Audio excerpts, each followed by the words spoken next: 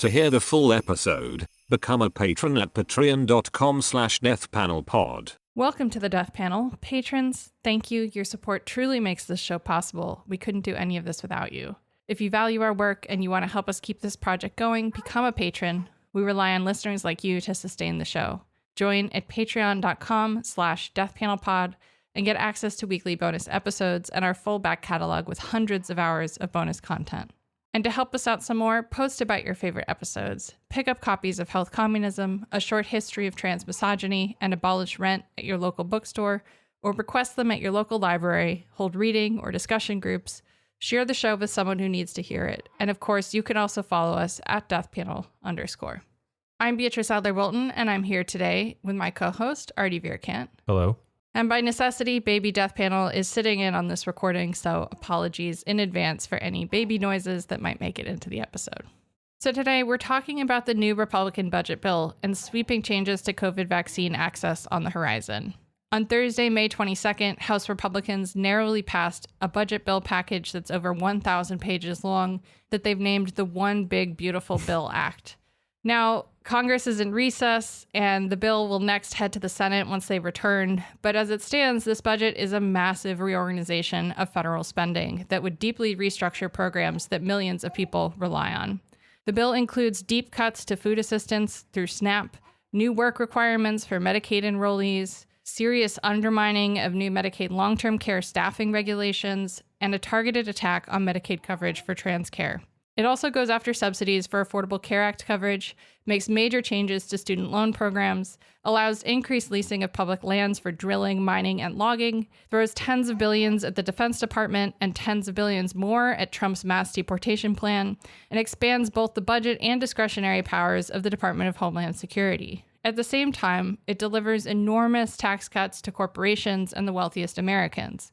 In effect, the bill is shrinking the social safety net while growing the carceral and surveillance state, channeling public money away from care and into control.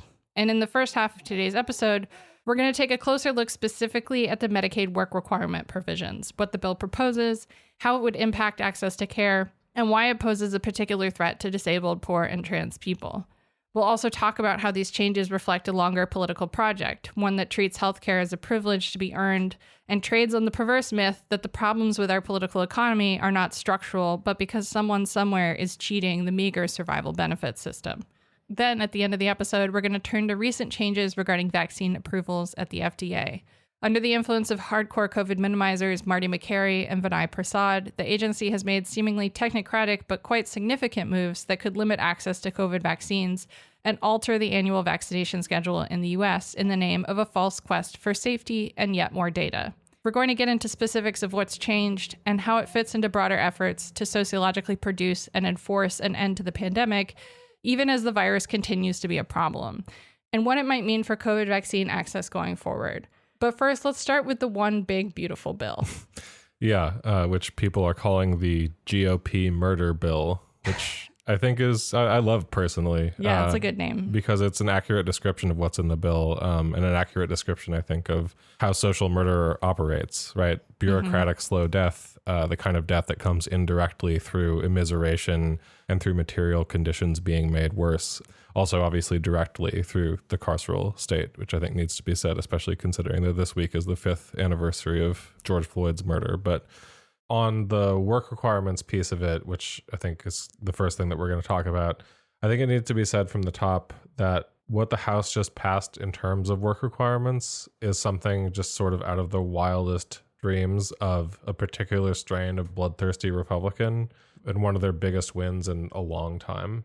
They've wanted this so bad for so long, but they have been content for a long time to put up with things like just merely allowing states to add work requirements if they want to, which is something that, to be clear, they hadn't completely done before, but they could have done through Congress. That was one of the options that was being explored as work requirements, was, sort of allowing them under congressional act to do so. But it's also something that states have tried to do in the past. So they've tried in the past to achieve this through having, CMS approve states to set up work requirements through their demonstration waiver process. And they did that under the first Trump administration, but then that faced court challenges during the Biden years. And so, here we are again. And it's worth noting, this is something very different and more extreme than just allowing the states that have wanted to enact work requirements to do so. So under this version of the bill as passed by the House, states don't just have the option to add work requirements, they would be required to add them to state programs, state Medicaid programs, by the end of calendar year 2026. They'll also have the option to implement them even earlier, which many states will, because there are a bunch of Republican states, Republican-controlled states, that have passed laws that essentially trigger Medicaid work requirements in their states the moment the federal government says that they're allowed to. And then it's worth noting, too, that in addition to the sort of culling of the rolls that this will have as an effect of these work requirements coming in, another provision in this House bill is that it would add an eligibility check every 6 months for Medicaid recipients. So currently it's a year. It would shrink that once a year eligibility check down to every 6 months, effectively doubling the paperwork requirement on the entire Medicaid population. Yeah. I mean, if this ends up happening, it's like the Republicans are going to be the dogs that caught the car. You know, they're always chasing this. And it was something that for decades has been sort of inconceivable. And now it is not only conceivable, but quite central to the Medicaid portions of this one big budget murder bill. And I think it's just like worth saying always when we talk about work requirements, what are we really talking about, right? Like work requirements for Medicaid are not a real problem. This is not a real policy problem. Of course not, yeah. This is a performance of accountability. It's an aesthetic performance of governance that really stages need as this kind of moral failure. And most people on Medicaid who can work already do. It essentially defunds Medicaid and also reduces the population on Medicaid while making it so that these cuts aren't framed as cuts, but framed as, you know, individualized moral failings, right? So the idea is that essentially you're raising the cost of administering Medicaid because you're requiring all of this extra work that goes into certifying the work requirement, right? You're also making it harder for people to stay on Medicaid because they have all of these additional onerous reporting requirements. Mm-hmm. So you effectively make Medicaid worse while making it seem like the consequences of that are people's own individual faults. Yeah. Right? And it isn't about employment at all. It's about the optics, right? Of how to essentially gut this program while appearing to do nothing at all, while appearing to sort of just be making baseline fiscal responsibility tweaks to make, you know, the quote unquote system of entitlements more fair, right? Yeah. House Speaker Mike Johnson, CNN, May 25, 2025. We are not cutting Medicaid in this package. There's a lot of misinformation out there.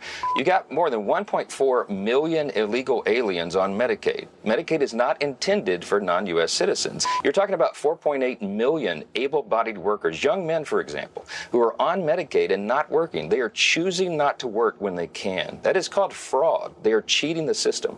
When you root out those kinds of abuses, you save the resources that are so desperately needed by the people who deserve it and need it most. It's about managing the appearance of care while orchestrating a tremendous withdrawal from one of the largest and most important programs that poor people use in the United States to maintain even just the bare minimum access to care. And it doesn't just support people's care. This supports rural hospitals. This supports low-income clinics. This supports large inner-city hospitals, right? Like, this is about taking money out of public care and also undermining the entire system that kind of relies on this money at the same time, making the whole thing appear to be worse. But it's not going to be the Republicans' problem. It's going to be really falling on the heads, and the blame's going to lie with individual beneficiaries. And the fantasy here is that the state can be generous and discerning, right? That it can offer aid and also perform discipline in the act of offering that aid. And that it can really sort of, you know, the fantasy is that it can actually sort the sort of strivers from the slackers, right? And the good workers from the bad workers, and the loafers and the malingerers and the people who never wanted to work to begin with, so-called, you know? Right. Yeah. I mean, I think two things on that. One is it's important to note this thing that you'll hear all the time, as you just even alluded to, the very true statement that, you know, people on Medicaid already work. They either already work, or they're too sick to work, or they're disabled and don't work. And that's obviously true. I would argue almost not only that, but in many ways, you could almost argue that Medicaid already sort of de facto includes a work requirement, not literally in the form of paperwork, but in the sense that it is implicit that people on this program essentially have to work if you're, quote unquote, able-bodied and on Medicaid. Because even if you have like every public assistance program in the United States, right? Like everything that you could imagine, if you were on Medicaid, had SNAP benefits, got like money through TANF, who had maybe a Section 8 housing voucher, if you're able to actually get housing through a Section 8 voucher, as we talked about in the episode with Brian Goldstone, is actually much more difficult than it is made out to be to do that in practice. There's no way to live off of just that in the United States with no other income. No. There's no fucking way. The Republican fantasy of the welfare state just like flat out doesn't exist, has never existed. Right. And what they're sort of creating and what they're also going after here is also something that kind of avoids the difficult question of why so many people rely on Medicaid. Right. And so this is kind of part one, right? First of all, this thing, well, most people on Medicaid work actually. Of course they do. Like fucking of course they do. The welfare queen shit is a myth, right? It always has been, the idea that people can just grift off of social programs, as you're saying, B, right? And that they can just live off of these tiny benefits and nothing else. The other thing, though, I think that it's really worth thinking about, I remember mentioning in the last episode that we did, talking about this topic, towards the end of it, I was saying something like, the worst, or the thing that I worry about the most is the idea that they pass these work requirements and either a bunch of people just say like, oh, phew, they just did work requirements because they had so many other horrible plans for this bill that go above and beyond them, or that the Democratic Party establishment actually sort of accepts these work requirements because they are at this point so kind of rightward shifted and bought into the rhetoric that's being used for this. And I think on one hand, so far the response that we've seen about this, I'm glad that I think it hasn't quite gone as far as I was maybe worried about, but I do think that the reception that this has gotten, and the way that even, for example, in the New York Times, when they, even in printing, their headline for this was Republicans manage, quote, strictest Medicaid work requirement they've ever put forward, unquote, right? Even in a piece with the headline exclaiming that, they note, quote, the policy, work requirements, is popular with the public too. Recent polling finds that 60% of Americans and even 47% of Democrats support the idea, unquote. Yeah, I mean, a lot of the reporting has been like, and this might undermine the ability of Medicaid to seek out waste, fraud, and abuse, because it's going to add all this extra administrative costs, and all that money that could be used for seeking out benefit fraud is now going to go toward having to administer the work requirement paperwork and having to supervise these additional benefit checks that'll occur twice as often as they did previously. So it's like, even in some of the statements from advocacy orgs, like the American Rural Hospital Association, for example, they are leaning on the fact that these work requirements are going to raise administrative costs for Medicaid and undermine the goal of seeking out waste, fraud, and abuse as the reason to oppose the work requirements, which is just like stressful to read. Yeah, exactly. Because you're saying like doing the thing that they're putatively saying that they're seeking out is going to undermine their ability to do the thing that they're putatively saying that they're seeking out, which is not, you know what I mean? It's like a self-defeating. But this is kind of what I'm getting at, is this is such an astounding shift, because I do think as recently as like 5 or 6 years ago, Democrats, like even the Democratic Party, had done a pretty good job, I think, of doing, like putting work in to make it very clear that work requirements were a non-starter, to make them as unpopular as they should be, right? To make it really clear that like a work requirement is a benefit cut. A work requirement does nothing but just add on immiseration and kick and like create reasons to kick people off of the program who should just be on anyway. Well, public opinion is not like a chemical on the table of elements that occurs naturally in the wild. Yeah, right? you like, make public opinion through politics. And Democrats seem to have forgotten that on basically, any topic except for soup like to nuts, manufacturing consent for continuing to fund the genocide in Gaza, Absolutely. So I think what this poll the Times is citing tells me, at least I feel, but like tells us, is that like Republicans have been getting away with running this narrative because there isn't a meaningful opposition to them. about this. Yeah. But also I think it's worth taking a moment to like, you alluded to this earlier, taking a moment to like look at what that rhetoric is that sells this, because the sort of propaganda line that Republicans have been repeating for years now, especially I think like Jody Arrington has been one of the like chief proponents of this in terms of like rhetorical manufacture for Republicans. Jody Arrington, a member of the House of Representatives. But the propaganda line about Medicaid work requirements basically goes that because of Medicaid expansion under the ACA, Medicaid is now serving too many adults who are able-bodied, who are not poor enough, or who, again, are like too able-bodied, who are not, quote unquote, who the program is meant to be for. You see this like throughout the rhetoric. There was, for example, on May 14th, an op-ed written by Dr. Oz, RFK, and two others from within the Trump administration. This New York Times op-ed titled, "If you want welfare and can work, you must." And they wrote, quote, "In recent years, these welfare programs have deviated from their original mission. Millions of able-bodied adults have been added to the rolls in the past decade, primarily as a result of Medicaid expansion.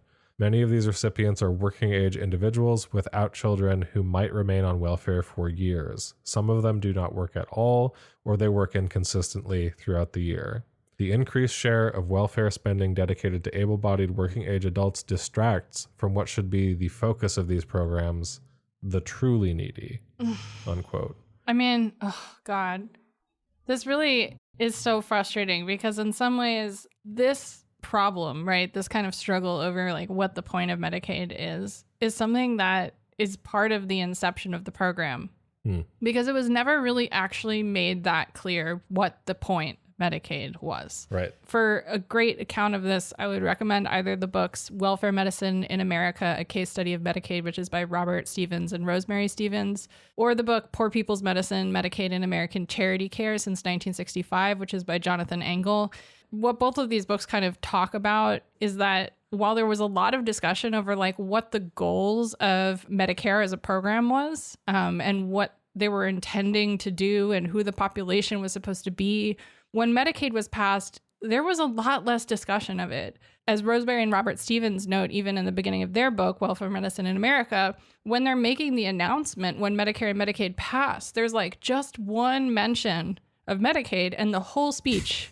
The whole damn speech is about Medicare. Yeah. And for years, the problem is you've kind of got this empty container that anyone can pour in what they think Medicaid is supposed to be, right? And on one hand, there's no real rubric to go back to in the legislation or in the congressional record or in even Lyndon Johnson's speech announcing the programs, right? To say this is the point of Medicaid.